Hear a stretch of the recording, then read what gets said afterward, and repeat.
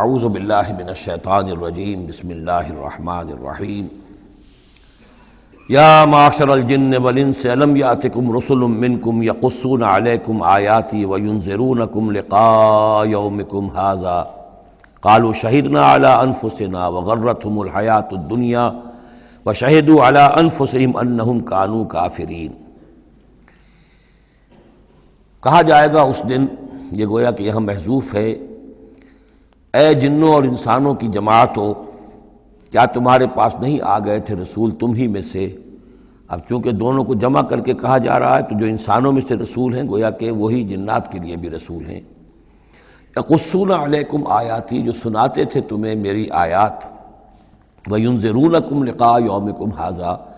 اور تمہیں خبردار کرتے تھے، باخبر کرتے تھے آج کے اس دن کی ملاقات کے بارے میں۔ قالوا شہدنا علی انفسنا، وہ کہیں گے کہ ہم خود گواہ ہیں اپنی جانوں پر، اور علی، ہم اپنی جانوں کے خلاف خود گواہ ہیں، حاضر ہیں۔ وغرتهم الحیاۃ الدنیا، اور انہیں دھوکے میں ڈالے رکھا دنیا کی زندگی نے۔ وشہدوا علی انفسہم، اور وہ خود گواہی دیں گے اپنے خلاف، انہم کانوا کافرین، کہ وہ یقیناً کفر کی روش پر چلتے رہے۔ قرآن مجید میں یہ جو میدان حشر کے مکالمات ہیں وہ مختلف قسم کے آئے ہیں، اور معلوم ہوتا ہے کہ بہت سے مراحل ہوں گے۔ کسی مرحلے میں کچھ لوگ ہوں گے جو صاف انکار بھی کریں گے، ہم پڑھ چکے ہیں، وہ کہیں گے فلم تکن فتنتہم الا ان قالوا، اس وقت کوئی چال نہیں رہے گی کہ ما کننا مشرکین، ہم تو مشرک نہیں تھے۔ تو یہ مختلف مواقع ہیں، مختلف گروہ ہیں، مختلف جماعتیں ہیں، اس لیے ان میں یہ نہیں سمجھنا چاہیے کہ کوئی تضاد ہے، بلکہ یہ کہ یہ مختلف مواقع پر مختلف لوگوں کی طرف سے جو بات ہوگی اس کو بیان کیا گیا ہے۔ ذالک ان لم یکن ربک مہلک القری بظلم واہلھا غافلون، یہ اس لیے کہ آپ کے رب کی یہ سنت نہیں ہے کہ وہ بستیوں کو برباد کر دے زیادتی اور ظلم کے ساتھ، جبکہ اس کے رہنے والے اہلھا، وہاں کے لوگ بے خبر ہوں۔ اس سے مراد یہ ہے کہ جب بھی رسولوں کو بھیجا گیا اور انہوں نے قوموں کو خبردار کر دیا، انذار اور تذکیر اور تبشیر کا حق ادا کر دیا، پھر اللہ کا عذاب آتا تھا۔ یہ نہیں کہ اچانک ان پر بس عذاب ٹوٹ پڑا، بلکہ اللہ تعالیٰ وما كنا معذبین حتی نبعث رسولا، یہ سورہ بنی اسرائیل میں قاعدہ کلیہ بیان ہوا ہے کہ وہ عذاب استیصال کہ جس سے کسی قوم کی جڑ کاٹ دی جائے، نسیم منسیہ کر دیا جائے،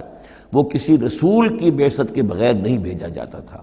رسول کو بھیج دیتے تھے، وہ حق کا حق ہونا، باطل کا باطل ہونا بالکل وہ برہن کر دیتا تھا، پھر بھی جو لوگ اڑے رہتے تھے تو پھر ان کو نسیم منسیہ کیا جاتا تھا۔ وَلِكُلٍّ دَرَجَاتٌ مِّمَّا عَمِلُوا، اور ہر ایک کے لیے درجات ہیں، مقامات اور مراتب ہیں ان کے عمل کے اعتبار سے۔ ظاہر بات ہے کہ نیکوکار بھی سب ایک جیسے نہیں اور بدکار بھی سب ایک جیسے نہیں۔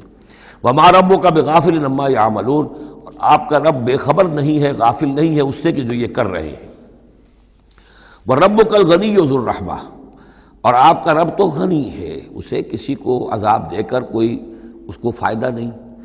اور کسی کی بندگی سے اور اطاعت سے اس کا کوئی رکا ہوا کام نہیں ہے کہ جو بن جائے گا، وہ تو غنی ہے، ذو الرحمہ، رحمت واجہ ہے۔ ان یشاء یذھبکم، اور اس کی شان یہ ہے کہ وہ چاہے تو تم سب کو لے جائے، ختم کر دے۔ ویستخلف من بعدکم ما یشاء، اور تمہارے بعد جن کو چاہے وہ لے آئے، ایک نئی مخلوق لے آئے، ایک نئی سپیشیز لے آئے، ایک نئی نسل آدم پیدا کرتے۔ اللہ کا اختیار مطلق ہے۔ کما انشأکم من ذریۃ قوم آخرین، جیسے کہ تمہیں اٹھایا ہے کسی اور قوم کی نسل میں سے۔ قوم عاد تھی عرب میں بڑی زبردست، لیکن جب اس کو تباہ و برباد کر دیا گیا تو انہی میں سے جو لوگ چند ساتھی اہل ایمان تھے حضرت ہود کے، وہی لوگ وہاں سے ہجرت کر کے چلے گئے، اور ان کے ذریعے سے پھر سمود کی قوم جو ہے وہ انہی کے ذریعے سے وجود میں آئی۔ پھر سمود کو بھی ہلاک کر دیا گیا، تو پھر ان میں سے جو اہل ایمان تھے وہ کہیں چلے گئے ہجرت کر کے، تو ان سے ایک اور قوم وجود میں آ گئی۔ تو فرمایا جیسے تمہیں بھی ہم نے اٹھایا ہے اور قوموں کی نسل میں سے، اسی طریقے سے ہم تمہیں ہٹا کر کسی اور قوم کو لے آئیں گے۔ انما توعدون لآت، جس چیز کا تم سے وعدہ کیا جا رہا ہے یا دھمکی دی جا رہی ہے وہ آ کر رہے گی۔ وما انتم بمعجزین، اور تم عاجز کر دینے والے نہیں ہو، اللہ کو عاجز نہیں کر سکتے، اللہ کے یہ وعدے پورے ہو کر رہیں گے۔ قل یا قوم اعملوا علی مکانتکم انی عامل، اب یہ ہے چیلنجنگ انداز،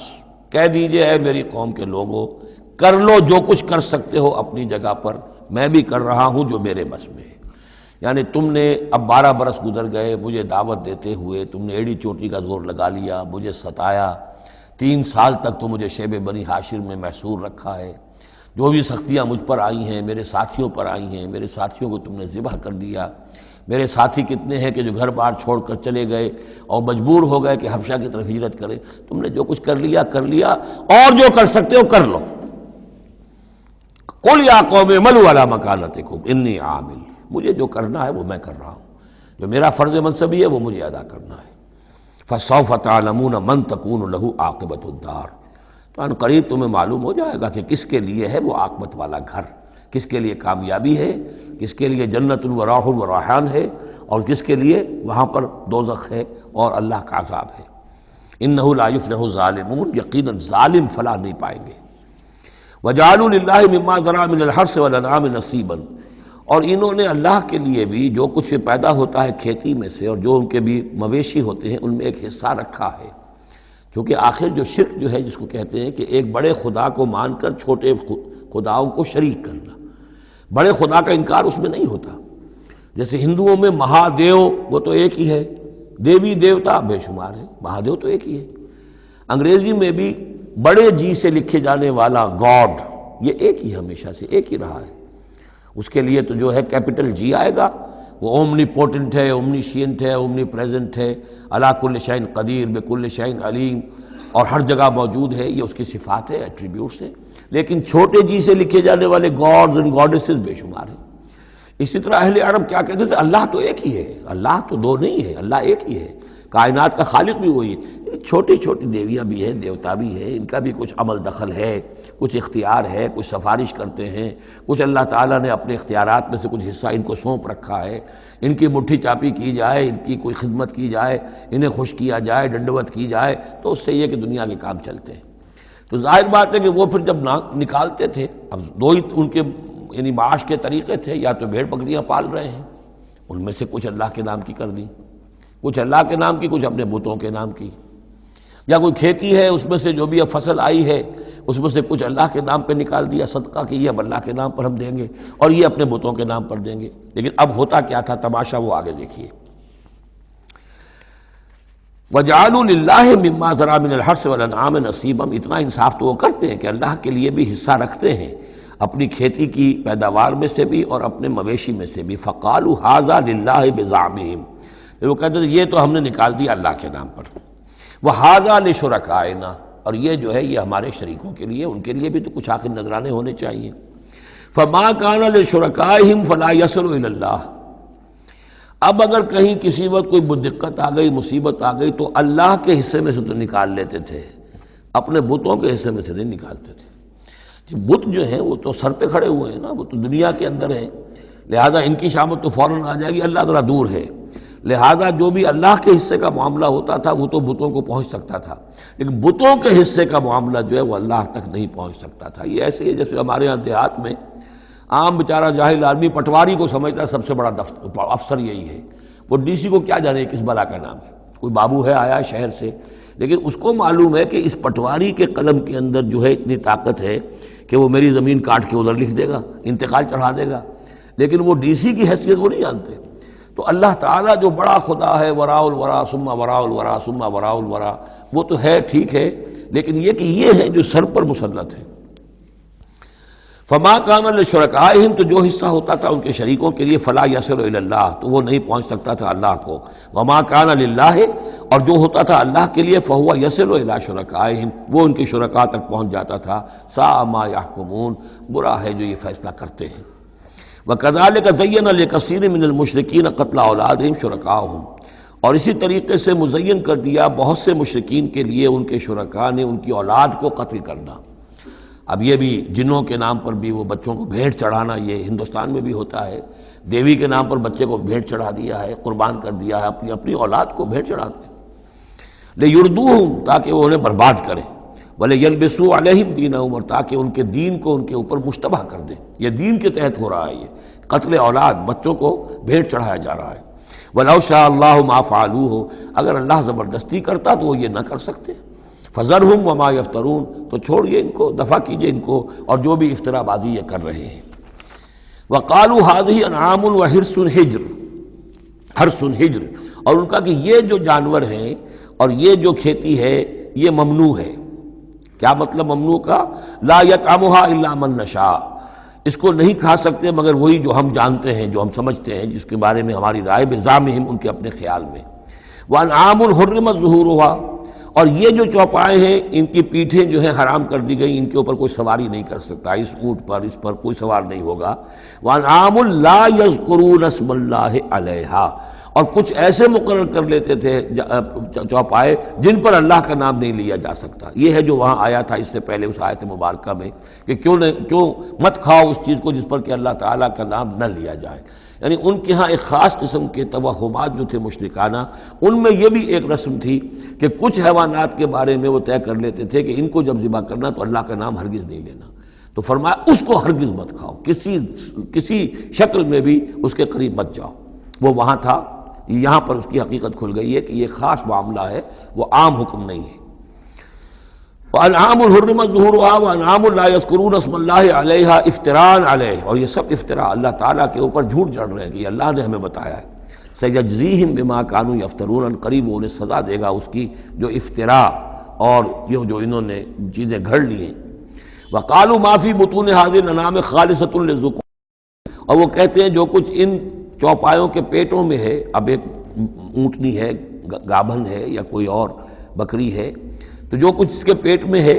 یہ خاص ہے ہمارے لیے، خالصۃ لذکورنا، یہ ہمارے مردوں کے لیے ہے، ومحرم علی ازواجنا، ہماری بیویوں پر جائز نہیں ہے اس کا کھانا، وہ گوشت ہمارے لیے ہوگا صرف مردوں کے لیے۔